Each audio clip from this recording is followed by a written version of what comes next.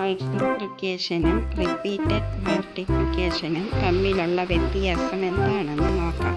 2 എന്ന സംഖ്യ ഒരു പ്രാവശ്യം എഴുതിയപ്പോൾ 2, 2 പ്രാവശ്യം എഴുതി കൂട്ടിയപ്പോൾ 4, 3 പ്രാവശ്യം എഴുതി കൂട്ടിയപ്പോൾ 6.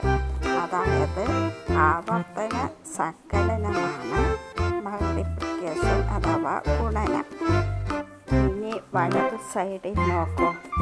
2 എന്ന സംഖ്യ ഒരു പ്രാവശ്യം എഴുതിയപ്പോൾ 2, 2നെ 2 കൊണ്ട് ഗുണിച്ചപ്പോൾ 4, 2 എന്ന സംഖ്യയെ 3 പ്രാവശ്യം എഴുതി ഗുണിച്ചപ്പോൾ 2 ഗുണം 2 ഗുണം 2 സമം 8 കിട്ടി.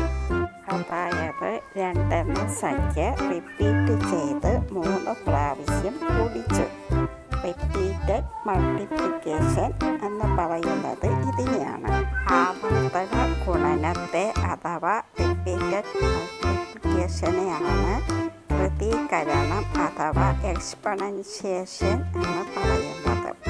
ഗണിത ക്രിയകളിൽ 5ാമത്തെ ക്രിയയാണ് എക്സ്പൊണൻഷ്യേഷൻ അഥവാ കൃതീകരണം.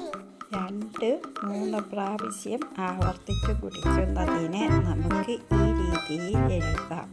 ഇതിനെ 2 കൃതി 3 അല്ലെങ്കിൽ 2⁻3 എന്ന് വായിക്കും. അപ്പോൾ 2 കൃതി 4, 2⁴ എന്ന് പറഞ്ഞാൽ എന്താണ്? 2 എന്ന സംഖ്യ 4 പ്രാവശ്യം റിപ്പീറ്റ് ചെയ്ത് ഗുണിക്കുക.